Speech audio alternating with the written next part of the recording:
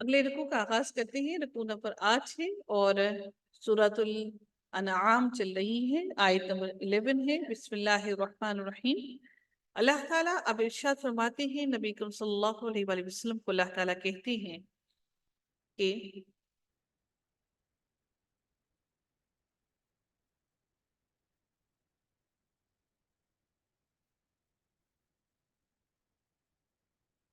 اللہ تعالیٰ ارشاد فرماتے ہیں، قُلْ سِیرُوا فِی الْأَرْضِ ثُمَّ انظُرُوا کَیْفَ کَانَ عَاقِبَةُ الْمُکَذِّبِینَ۔ اللہ تعالیٰ ارشاد فرماتے ہیں، کہتے ہیں کہ آپ فرما دیجئے، اے نبی آپ کہہ دیجئے کہ ذرا زمین میں تم چلو پھرو تو صحیح، اے لوگو تم زمین میں سیرو، زمین میں چلو پھرو تو صحیح، ثُمَّ انظُرُوا کَیْفَ کَانَ، کہ پھر تم دیکھو، تم اپنی آنکھوں سے دیکھ لو کہ کیف کان عاقبۃ المکذبین، کہ کیسے انجام ہوا ان جھٹلانے والوں کا، جنہوں نے اللہ کے کلام کو جھٹلایا، پھر اللہ تعالیٰ نے، اللہ رب العزت نے کیسے پھر ان کا انجام کیا۔ اب اللہ تعالیٰ اگلی آیت میں ارشاد فرماتے ہیں، قُلْ لِمَن مَّا فِی السَّمَاوَاتِ وَالْأَرْضِ۔ اللہ تعالیٰ ارشاد فرماتے ہیں، کہہ دیجئے اے نبی کریم صلی اللہ علیہ وآلہ وسلم، آپ ان کو کہہ دیجئے کہ جو کچھ بھی آسمانوں میں ہے اور جو کچھ بھی زمین میں ہے، قُلْ لِلَّهِ، کہ آپ کہہ دیجئے سب اللہ تعالیٰ ہی کے لیے ہے، اللہ ہی کی ملکیت میں ہے۔ كَتَبَ عَلَى نَفْسِهِ رَحْمَةً، تو اللہ تعالیٰ نے لکھ دیا ہے اپنی جان پر رحمت کرنا۔ اے انسانوں، تمہارے لیے اور میرے لیے اللہ تعالیٰ نے اپنی جان پر رحم کرنا لکھ دیا ہے، لیکن یہ جو رحمت ہے اللہ تعالیٰ کی، دنیا میں سب لوگوں پر ہے اللہ کی رحمت، اس لیے اللہ تعالیٰ نے فرض کر لیا اپنے اوپر رحمت کو لکھنا، لیکن روز قیامت یہ رحمت اللہ تعالیٰ کی صرف اور صرف مومنین پر ہوگی، اس کے علاوہ اللہ کی یہ رحمت روز قیامت کسی پر نہیں ہوگی۔ لا یجمعنکم الی یوم القیامت لا ریب فیہ، اللہ تعالیٰ ارشاد فرماتے ہیں کہ اللہ تعالیٰ تم کو قیامت کے روز جمع کرنے کا، سب کے سب کو جمع کرے گا یوم القیامہ، جس دن کے اندر کوئی ہونے کا شک نہیں ہے۔ الذین خسروا انفسهم فهم لا یؤمنون، اور اس روز وہ سب لوگ جنہوں نے اپنی جانوں کو خسارے میں ڈالا، اور جو لوگ ایمان نہیں لے کر آئے انہوں نے بہت گھاٹے کا سودا کیا اور وہ بہت گھاٹے میں پڑ گئے۔ کیوں؟ کیونکہ وہ لوگ ایمان نہیں لانے والے، وہ ایمان نہیں لائیں گے، اور ان لوگوں نے گھاٹے میں رہے، وہ لوگ خسارے میں رہے، وہ لوگ جو ایمان نہیں لائے۔ وَلَهُ مَا سَكَنَ فِي اللَّيْلِ وَالنَّهَارِ، اللہ تعالیٰ ارشاد فرماتے ہیں، اور اللہ ہی کی ملکیت ہے، اور اللہ ہی کی ملکیت ہے کیا؟ فِي اللَّيْلِ وَالنَّهَارِ، جو کچھ وہ رات میں اور دن میں رہتی ہے، یعنی کہ جو کچھ بھی رات اور دن میں ہے وہ سب کا سب کچھ اللہ ہی کی ملکیت ہے۔ وَهُوَ السَّمِيعُ الْعَلِيمُ، اور وہ سب کچھ سننے والا اور جاننے والا ہے، چاہے وہ رات میں ہو چاہے وہ دن میں ہو۔ اللہ تعالیٰ دن اور رات کے اندر جو کچھ بھی ہوتا ہے، ایسا ہرگز نہیں ہے کہ اللہ تعالیٰ صرف دن کے اعمال کو دیکھ رہا ہے اور سن رہا ہے اور رات کو نہیں سن رہا ہے۔ کچھ عرصہ پہلے کسی نے ایک چیز بتائی کہ ان کی مسجد میں امام نے کہا کہ جب اللہ تعالیٰ، نعوذ باللہ نعوذ باللہ نعوذ باللہ، جب اللہ تعالیٰ اونگ لے گا تو ہم سارے کے سارے بھاگ کر ہم جنت میں گھس جائیں گے۔ تو ہم ایمان والوں کو ہم جانتے ہیں کہ اللہ تعالیٰ نے آیت الکرسی کے اندر ارشاد فرمایا ہے کہ اللہ وہ ذات ہے جس کو نہ نیند آتی ہے نہ اونگ آتی ہے۔ تو ہم یہ کیسے سوچ سکتے ہیں کہ اللہ تعالیٰ ہمارے کسی ایک بھی عمل سے بے خبر ہے؟ وہ ہماری رات کے اعمال سے بھی واقف ہے، ہمارے دن کے اعمال سے بھی واقف ہے، وہ ہماری رات کی دعائیں بھی سنتا ہے اور دن کی بھی سنتا ہے، وہ رات کے اعمال کو بھی جانتا ہے اور دن کے اعمال کو بھی جانتا ہے۔ قُلْ أَغَيْرَ اللَّهِ أَتَّخِذُ وَلِيًّا، اللہ تعالیٰ فرماتے ہیں کہ اے نبی آپ کہہ دیجئے کہ اللہ کے سوا، جو کہ آسمانوں اور زمین کا پیدا کرنے والا ہے، فاطر السماوات والارض، اور جو کہ کھانے کو دیتا ہے، وَهُوَ يُطْعِمُ، اور وہ کھانا دیتا ہے ہمیں، وَلَا يُطْعَمُ، اور وہ کھلایا نہیں جاتا، اس کو کھانے کی ضرورت نہیں ہے، وہ ہمیں کھانا دیتا ہے، تو اس کو کھانا نہیں دیا جاتا اللہ تعالیٰ کو۔ قل انی امرت ان اکون، اللہ تعالیٰ ارشاد فرماتے ہیں کہ اور کسی کو کیا میں اس کے علاوہ کسی اور کو معبود قرار دوں؟ قل اغیر اللہ، کیا میں اس کے علاوہ کسی اور کو اپنا معبود بنا لوں؟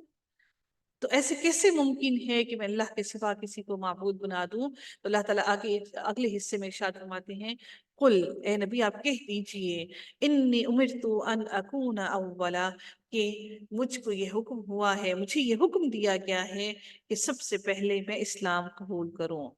ان اکون اولا من اسلم، کہ میں سب سے پہلے تم میں سے اسلام قبول کروں،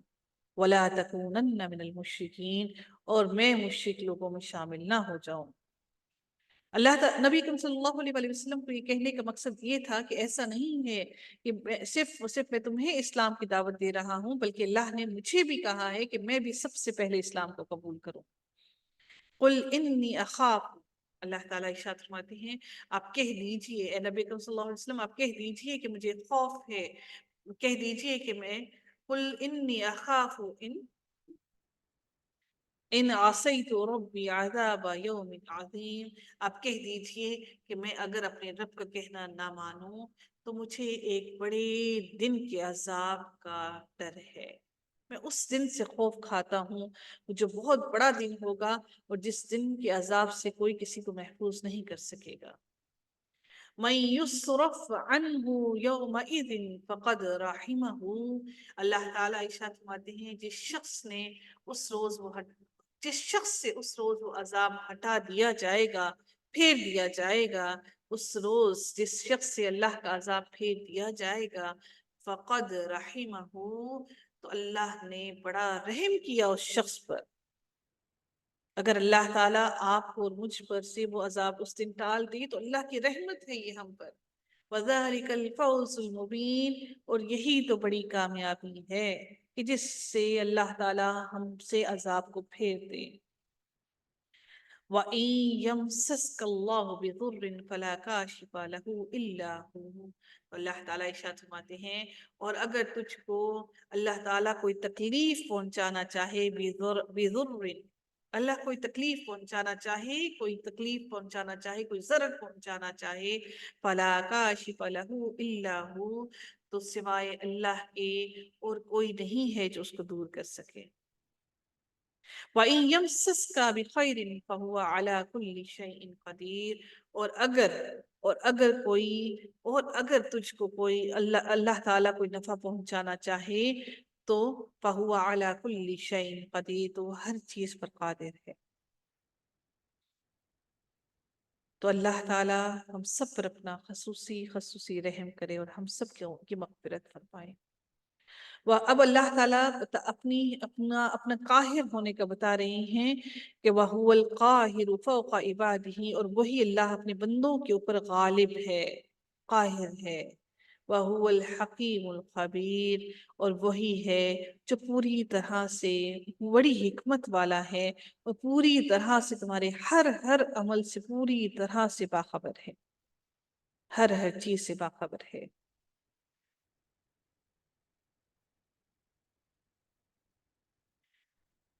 بخاری شریف کی حدیث میں آتا ہے کہ جس کو تو دے اس کو کوئی روکنے والا نہیں، اور جس سے تو روک لے اس کو کوئی دینے والا نہیں، اور کسی صاحب حیثیت کو اس کی حیثیت تیرے مقابلے میں نفع نہیں پہنچا سکتی۔ نبی اکرم صلی اللہ علیہ وآلہ وسلم کی دعا ہر نماز کے بعد یہ پڑھا کرتے تھے، جس کا ترجمہ میں نے ابھی آپ کو بتایا، اللہم لا مانع لما اعطیت ولا معطی لما منعت ولا ينفع ذا الجد منك الجد۔ میں یہ دعا آپ لوگوں سے شیئر کروں گی، یہ دعا لازمی پڑھا کیجیے۔ نبی اکرم صلی اللہ علیہ وآلہ وسلم یہ دعا اپنی ہر نماز کے بعد لازمی پڑھا کرتے تھے۔ قل ای شیء اکبر شہادہ، آپ کہہ دیجئے نبی اکرم صلی اللہ علیہ وآلہ وسلم سب سے بڑی گواہی اللہ تعالیٰ کی ہے۔ آپ کہیے سب سے بڑی کوئی چیز گواہی دینے کے لیے کون ہے؟ آپ کہیے کہ میرے اور تمہاری درمیان شہید بینی و بینکم، تمہاری اور میرے درمیان گواہ کون ہے؟ اللہ ہے۔ وَأُوحِيَ إِلَيَّ هَذَا الْقُرْآنُ لِأُنذِرَكُم بِهِ وَمَن بَلَغَ۔ اللہ تعالیٰ ارشاد فرماتے ہیں کہ اور میرے پاس یہ قرآن، نبی کریم صلی اللہ علیہ وآلہ وسلم کہہ رہے ہیں کہ اور یہ جو قرآن میرے پاس آیا ہے بطور وحی بھیجا گیا ہے، تاکہ میں اس قرآن کے ذریعے سے تم کو اور جس کو یہ قرآن پہنچے ان سب کو ڈراؤں۔ مَن بَلَغ، کہ آپ اور میرے تک کی قرآن جب پہنچ گیا ہے ہم سب کو ڈرانے کے لیے پہنچا ہے یہ۔ أَإِنَّكُمْ لَا تَشْهَدُونَ أَنَّ مَعَ اللَّهِ آلِهَةً أُخْرَى، کیا ڈرانا ہے کہ کیا تم سچ مچ یہی گواہی دو کہ اللہ تعالیٰ کے ساتھ کچھ اور معبود بھی ہیں؟ قُلْ لَا أَشْهَدُ قُلْ إِنَّمَا هُوَ إِلَٰهٌ وَاحِدٌ۔ اللہ اب آگے ارشاد ہوتا ہے کہ آپ کہہ دیجئے، کہیے ان سے کہ بے شک وہی اللہ ہے جو واحد اکیلا الہ ہے۔ وَإِنَّنِي بَرِيءٌ مِّمَّا تُشْرِكُونَ، اور میں بری الذمہ ہوں اس سب چیزوں سے جس کا تم شرک کرتے ہو، جس کو اللہ کے ساتھ شریک ٹھہراتے ہو۔ اس آیت سے ہمیں یہ واضح پیغام ملتا ہے کہ جو قرآن نبی کریم صلی اللہ علیہ وآلہ وسلم کی طرف پہنچا ہے، اب نبی کریم صلی اللہ علیہ وآلہ وسلم کے بعد ہم لوگوں پر یہ فرض عائد ہوتا ہے کہ ہم اس قرآن کو ویسے ہی پہنچائیں، ویسے ہی ڈرائیں جس طرح سے نبی کریم صلی اللہ علیہ وآلہ وسلم نے اس سے قرآن سے لوگوں کو ڈرایا اور لوگوں تک پہنچایا۔ اللہ کے احکامات سے ڈرائیں، یہ ہم پر فرض عائد ہوتا ہے، اور جو نہیں ڈرائے گا اس کا بھی ہمیں جواب دینا پڑے گا۔ الذین آتیناہم الکتاب یعرفونہ کما یعرفون ابناءہم، اب وہ لوگ جن کو اللہ تعالیٰ، اب ان میں ان لوگوں کی بات کی جا رہی ہے جن کو ہم نے کتاب دی ہے، وہ لوگ رسول کو پہچانتے ہیں، یعنی کہ اہل کتاب کی بات کی جا رہی ہے، ایسے ہی اپنے بیٹوں کو جیسے وہ پہچانتے ہیں، جیسے اپنی اولاد کو انسان ہزارہا لوگوں میں سے پہچان لیتا ہے، وہ ایسے